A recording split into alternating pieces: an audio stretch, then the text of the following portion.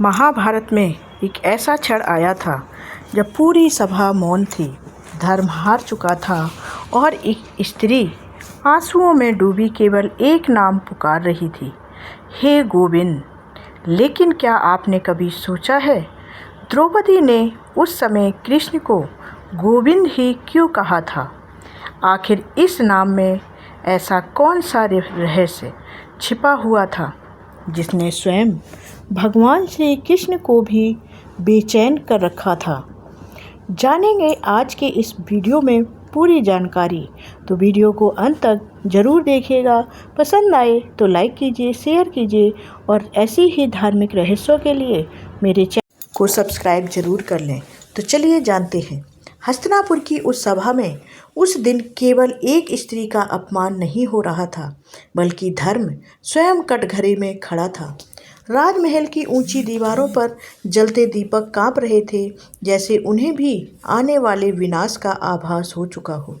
सभा में बैठे हर योद्धा की आंखों में बेचैनी थी, लेकिन किसी के होठों पर साहस नहीं था।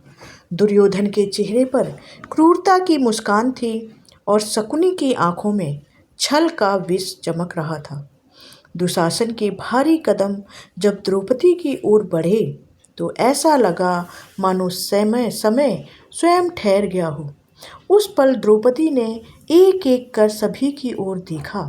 भीष्म, जिनकी प्रतिज्ञा का संसार सम्मान करता था, द्रोण, जिनके ज्ञान के आगे बड़े बड़े राजा सिर झुकाते थे, कृपाचार्य, विदुर और अपने पांचों पति।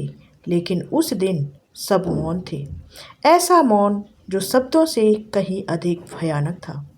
द्रौपदी की आंखों में आंसू थे, पर उन आंसुओं के पीछे आग थी। वह समझ चुकी थी कि जब अधर्म सत्ता के सिंहासन पर बैठ जाए, तब सत्य की आवाज़ भी कांपने लगती है। दुशासन ने जैसे ही उनके वस्त्र को पकड़ना चाहा, द्रौपदी ने अपने दोनों हाथ आकाश की ओर उठा दिए। उनके भीतर का अहंकार टूट चुका था। उनका विश्वास अब केवल एक ही शक्ति पर टिका गया था। कांपती हुई आवाज़ में द्रौपदी के होठों से निकला, हे गोविंद, हे गोविंद। और कहते हैं, उसी क्षण द्वारका में बैठे श्री कृष्ण की आंखें बंद हो गईं, उनकी मुस्कान गायब हो गई। उनके चेहरे पर ऐसी गंभीरता उतर आई जिसे देखकर रुक्मिणी तक विचलित हो उठी। कृष्ण ने धीरे से कहा, मेरी सखी ने मुझे पुकारा है। और अगले ही पल हस्तिनापुर की सभा में चमत्कार होने लगा। दुशासन वस्त्र खींचता गया, लेकिन चीर समाप्त ही नहीं हो रहा था। उसका शरीर थक गया, सांसें टूटने लगीं, हाथ कांपने लगे, पर द्रौपदी का वस्त्र अनंत होता गया। उस दिन केवल एक स्त्री की लाज नहीं बची थी। उस दिन संसार ने गोविंद नाम की शक्ति को देखा था। लेकिन यह नाम इतना महान कैसे बना? आखिर ऐसा क्या था इस एक शब्द में कि स्वयं श्री कृष्ण भी इस पुकार को अनसुना नहीं कर सके? इसका उत्तर केवल महाभारत में नहीं, बल्कि वृंदावन की गलियों, यमुना के तट, गोपियों की आँखों और उन गायों की शांत दृष्टि में छिपा था, जिनके बीच कृष्ण ने अपना बचपन बिताया था। गोकुल की सुबह बड़ी अद्भुत होती थी। सूरज की पहली किरण जैसे ही यमुना के जल को छूती, पूरा गांव सुनहरी रोशनी से भर उठता। उसी समय नंदलाल अपनी बांसुरी लेकर निकल पड़ते। उनके पीछे पीछे गायों का झुंड चलता, ग्वाल बाल हंसते भागते दौड़ते और वृंदावन की गलियां कान्हा के नाम से गूंज उठती। जब कृष्ण बांसुरी बजाते तो केवल मनुष्य ही नहीं, पशु पक्षी तक मंत्रमुग्ध हो जाते। गायें चरना भूल जाती, पक्षी उड़ना छोड़ देते, यहाँ तक कि यमुना की लहरें भी शांत हो जाती। लोग कहते, यह कोई साधारण बालक नहीं है।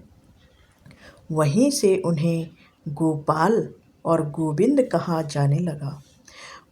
गो अर्थात गाय और विंद अर्थात आनंद देने वाला, जो गायों को सुख दे, जो जीवों के हृदय में प्रेम भर दे, वही गोविंद कहलाता है। लेकिन इस नाम का रहस्य केवल इतना नहीं था। जैसे जैसे कृष्ण बड़े हुए, उनका प्रभाव पूरे आर्यवर्त में फैलने लगा। मथुरा से द्वारका तक, हस्तिनापुर से इंद्रप्रस्थ तक हर कोई उनके ज्ञान और व्यक्तित्व से प्रभावित होने लगा। जब वे बोलते तो ऐसा लगता मानो स्वयं सत्य शब्द बनकर उतर आया हो। उनकी वाणी में ऐसी मधुरता थी कि क्रोधित मनुष्य का क्रोध शांत हो जाता, दुखी व्यक्ति को आशा मिल जाती और भ्रमित आत्मा को मार्ग दिखाई देने लगता। तभी ऋषियों ने गो शब्द का दूसरा अर्थ बताया, जो कि है इंद्रियां।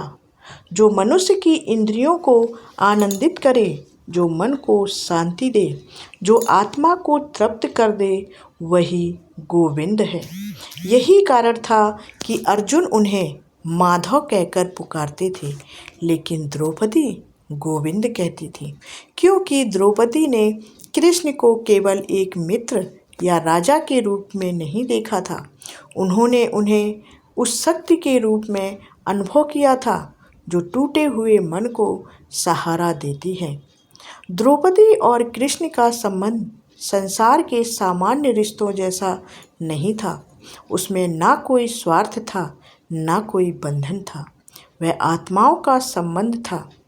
कहते हैं एक बार कृष्ण की उंगली सुदर्शन चक्र से कट गई थी। रक्त बहने लगा था।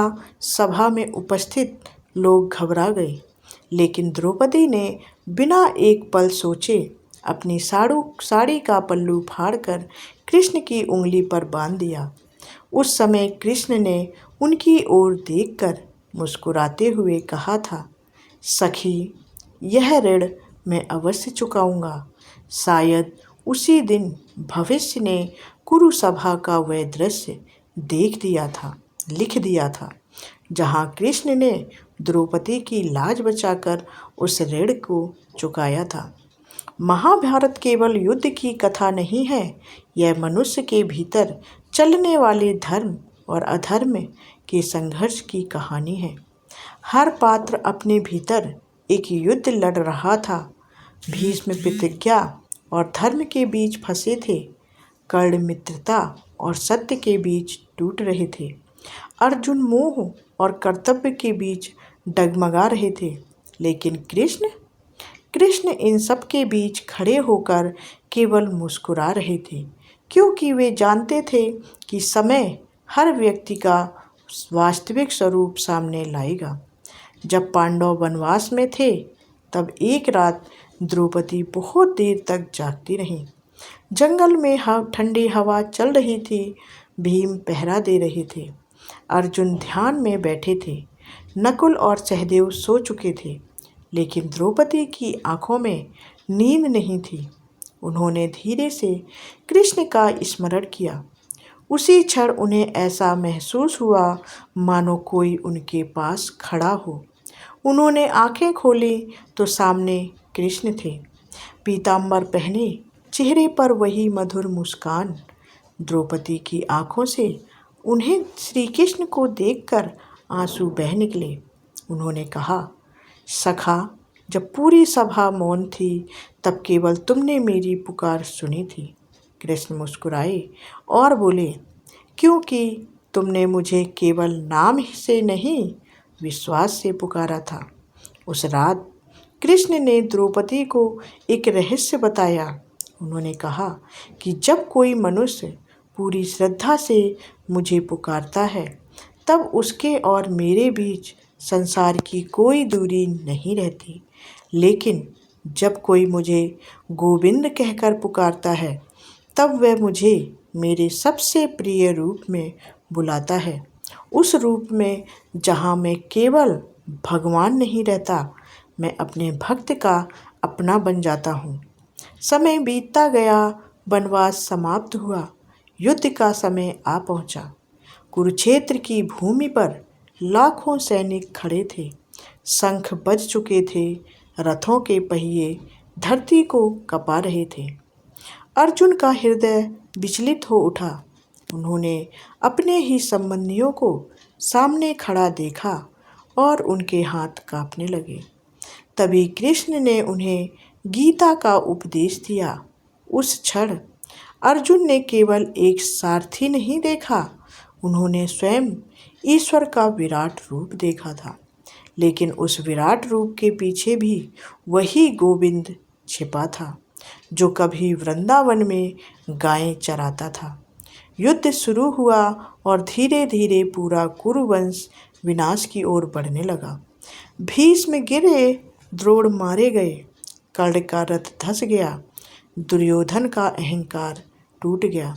लेकिन हर विनाश के पीछे एक गहरा संदेश था कि कृष्ण बार बार यही समझा रहे थे कि अधर्म चाहे कितना भी शक्तिशाली क्यों न दिखे, उसका अंत निश्चित है, और धर्म चाहे कितना भी कमज़ोर क्यों न लगे, अंततः विजय उसी की होती है। युद्ध समाप्त होने के बाद एक रात द्रौपदी अकेली बैठी थी। हस्तिनापुर जीत लिया गया था, लेकिन उनके हृदय में शांति नहीं थी। उन्होंने अपने पुत्र खो दिए थे, उन्होंने अपनों को मरते हुए देखा था। तभी कृष्ण उनके पास आए।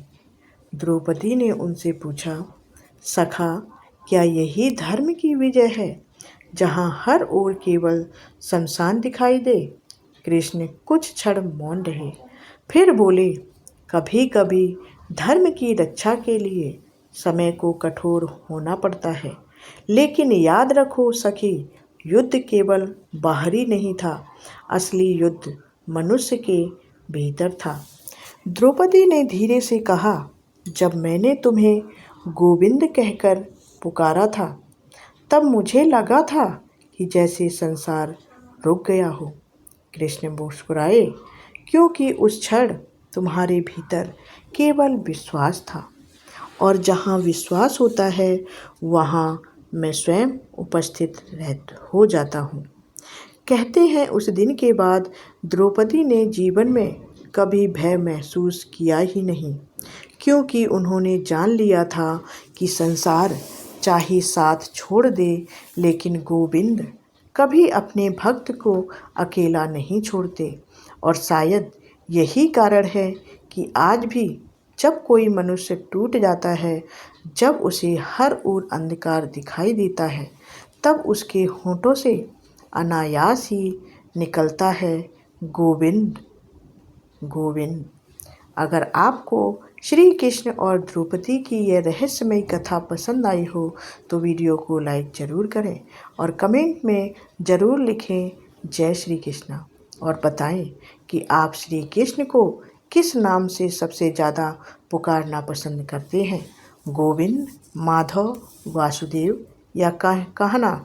ऐसे ही महाभारत के रहस्यों को जानने के लिए मेरे चैनल को सब्सक्राइब कर लें। धन्यवाद। मिलते हैं अगली कहानी में।